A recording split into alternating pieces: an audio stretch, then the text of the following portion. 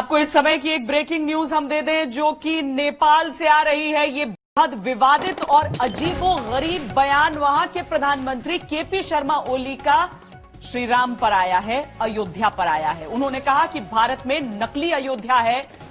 ओली के अनुसार भारत ने नेपाल पर सांस्कृतिक अतिक्रमण कर दिया है। उनके अनुसार सीता का विवाह, माता सीता का विवाह जिस राम से हुआ था वो अयोध्या के नहीं थे बल्कि नेपाली थे। ओली के अनुसार असली अयोध्या जनकपुर के पश्चिम में है। उन्होंने नेपाल के वीरगंज के पास ठोरी में असल अयोध्या को बताया है। ओली ने यह बयान वाल्मीकि रामायण का नेपाली अनुवाद करने वाले नेपाल के आदि कवि भानुभक्त की जन्म जयंती के अवसर पर आयोजित एक कार्यक्रम में कही है। गीता मोहन हमारे साथ इस समय जुड़ रही हैं। गीता, अपनी कुर्सी बचाने के लिए कोई व्यक्ति किस हद तक विवाद कर सकता है, ये केपी शर्मा ओली अब दिखा रहे हैं चीन के चरणों में पड़े हुए। जी बिल्कुल, दो बहुत ही इम्पोर्टेंट और महत्वपूर्ण बातें हैं। एक ये कि इतने सालों तक नेपाल ने अगर ऐसा कोई नैरेटिव था उसके बारे में बोला क्यों नहीं। दूसरी बात, अगर नेपाल के प्रधानमंत्री अभी बोलते हैं, वो खुद ही कम्युनिस्ट है जो रिलीजन में बिलीव ही नहीं करते हैं।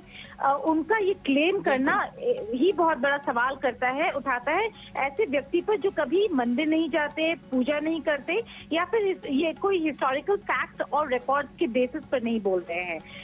तो ये दो बहुत इंपॉर्टेंट एस्पेक्ट है जिनको देखना चाहिए, क्योंकि अगर नेपाली रिकॉर्ड में ये है कि सीता का विवाह जिस प्रिंस से हुआ था वो नेपाली थे और भारत के नहीं थे, अयोध्या के नहीं थे, तो आज तक नेपाल ने इस मुद्दे को उठाया क्यों नहीं और अब क्यों उठा रहा है।